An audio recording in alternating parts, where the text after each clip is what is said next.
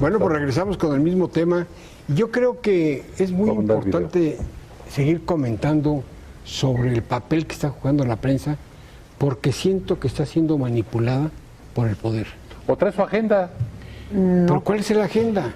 A ver, pues Televisa hay una agenda muy importante. A ver, yo creo que aquí hay que diferenciar momentos de la prensa en México. Creo que es importante para entender lo que estamos viviendo.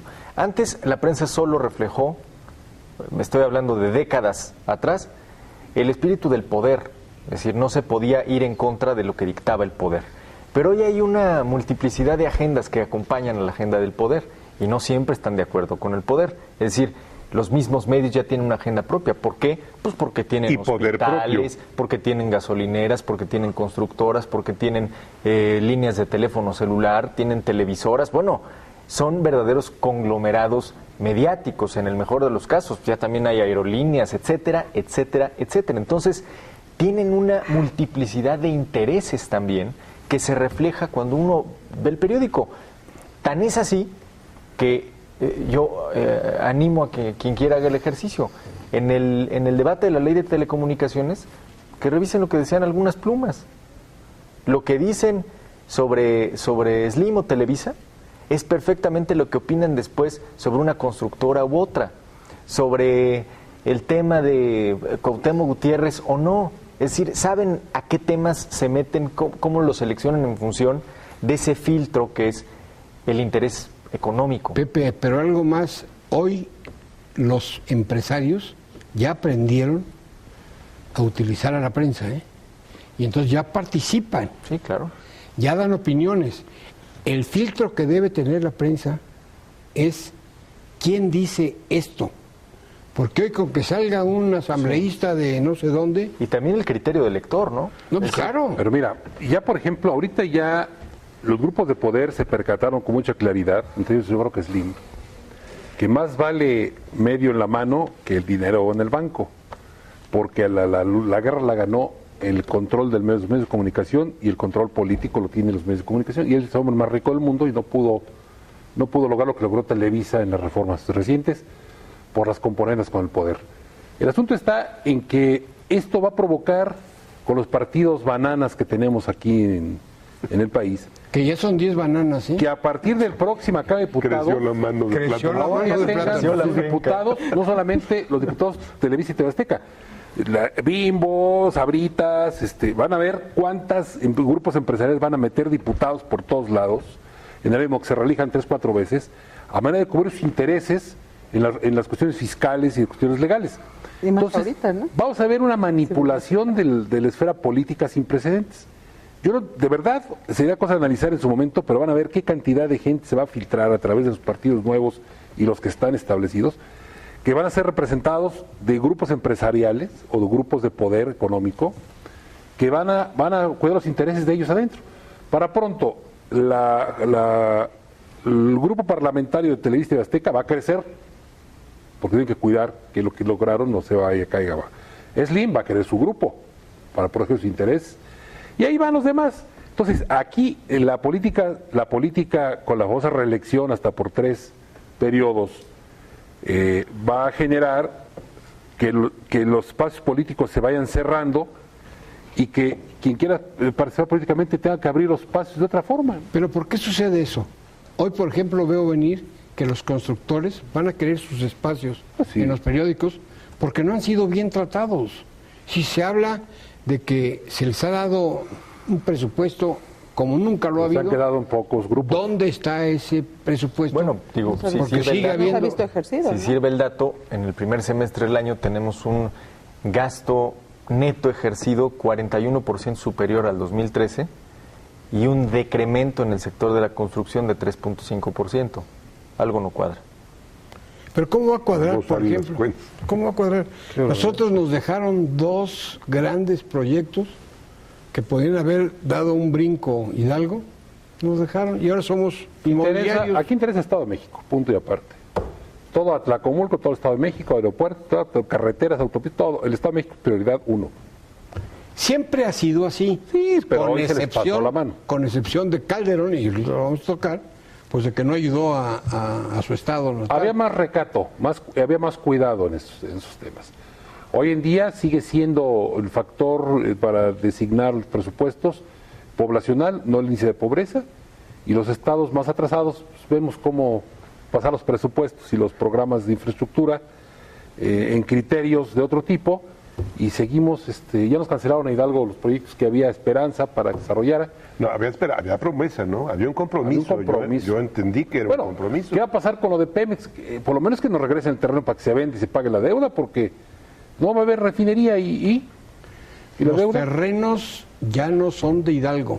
No, ya los escrituró. Son de Pemex. Hidalgo tiene la deuda. Exacto. Pues, ¿qué va a pasar? Los terrenos. Me suena conocido el tema. Me suena conocido. Por lo menos tienen que regresar sus terrenos Pemex, que vuelve a escriturarlos al Estado. Pero, ¿sabes cuándo los va a devolver? Nunca. El día que diga que no va a haber refinería. Ya dijeron hasta no lo dicen, no te lo han dicho. ¿Por qué? Sí, claro. Vaya, nos pueden pagar los terrenos en pasivo, ¿no?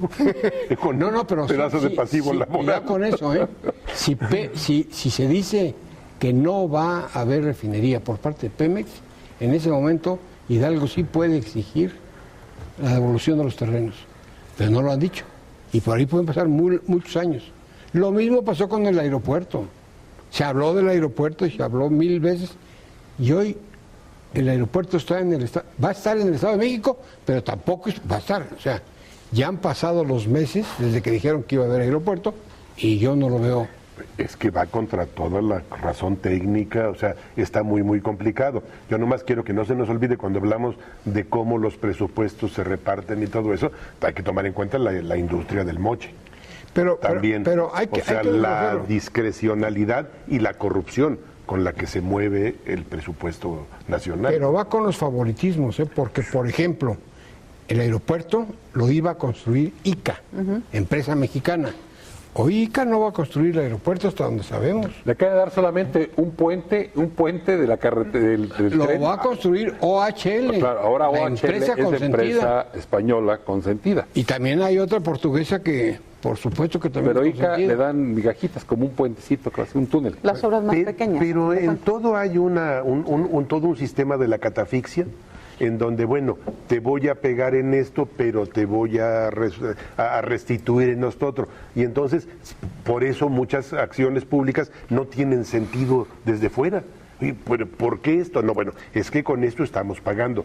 Digo, esto de la catafixia, desde el momento en el cual, por ejemplo, reformamos nuestro sistema electoral como moneda de cambio de la reforma energética, pues en el cambalache entra todo, ¿no? Totalmente de acuerdo, pero además, creo que ahí también entra la variable otra vez de los intereses de la participación no pública del ingeniero Slim en ICA, que creo que pesa e importa en las decisiones hoy por hoy del gobierno y en la relación que tiene con Slim, o más bien la relación que no tiene con Slim. Pero vamos, regresando un poco al tema de presupuestos y de cómo ejercemos el dinero, a mí sí me parece muy preocupante el papel protagónico que le dimos al gasto público en el 2014 y que simple y sencillamente no ha jalado. Es decir, era nuestro gran motor para esperar un mayor crecimiento económico y los números, la verdad es que no nos van a salir al final del año. El mejor ejemplo es el sector de la construcción porque es el más sensible al gasto. Es decir, tú traes un presupuesto inédito en SCT. Nunca antes en este país habíamos gastado 119,000 millones de pesos. ¿Tú sabes contar todo eso? Contar las cifras. A mí yo ya no llego a tantas cifras. Y bueno, la justificación de la Secretaría, la Subsecretaría de Egresos es que se han pagado, los componentes de los proyectos públicos que no inciden directamente en la economía, derechos de vía, las ingenierías, etcétera. Lo que no de cualquier manera, yo no me explico esta brecha abismal entre que tú traigas un incremento de 40% el gasto y que la economía y el sector fundamental que es construcción sigue atorado. Y mira, más fácil, pregúntale a cualquier constructor cómo le va y cómo le pinta la vida ahorita. Si es que le han pagado. Porque ni siquiera que le han dado para hacer construcciones. Mira, tienen dobles preocupaciones. La vivienda está parada. El que no tiene obra, por obvias razones. Y el que tiene obra está triplemente preocupado porque no solo es constructor, sino también es banco. y banco que presta sin intereses. ¿Por qué? Pues porque tiene que financiar toda la obra y encomendarse a la Virgen de Guadalupe para que un día le paguen. Esa es la realidad. Si nosotros sumáramos en este país, si un día tuviéramos la ociosidad de contabilizar la deuda a proveedores de las entidades federativas y del gobierno federal, bueno, lo de Pemex es peccata minuta. Por ahí recuerdo tan solo otra vez el caso de Michoacán, cuando sale Leonel Godoy y pequeño detallito, debía 40 mil millones de pesos, todavía más que Humberto Moreira, que ya era decir, que ya estaba difícil. Otro postdata. Y dicen, no, bueno, y si se agrega lo de proveedores, debe 45. O sea, para que nos demos una idea, el Estado de Hidalgo no debe completo de obligaciones financieras lo que debía un Estado de proveedores. Entonces, eso también tiene que ver con cómo la economía, más allá de los números y de las acciones macro, no acaba de sentirse el crecimiento económico. Pues no, porque tú puedes reportar gasto neto pagado. Y en el informe y en los números va en efecto a decir que tú pagaste ese gasto. Sí, pero ese dinero no ha entrado al torrente sanguíneo de la economía. El problema es que no lo dicen, Pepe. La gente, la opinión pública, muchos, no conocemos todas esas cifras. Y las decimos, leemos los periódicos y nos vamos por la finta de los periódicos. Pero la verdad es que no profundizamos en que las cosas están... Porque no hay transparencia, a fin de cuentas, para darse a conocer. Transparencia en la información. Así es. No nada más en el movimiento de cuentas. Vale la pena destacar nada más las 8 columnas del Financiero del día de ayer. Son 13 meses ya en los que la construcción, el sector de la construcción ha registrado una caída. 13 meses. Vamos a hacer una pausa. Recuerda, estamos en su mesa de diálogo y análisis de Vista Bueno Televisión. Regresamos.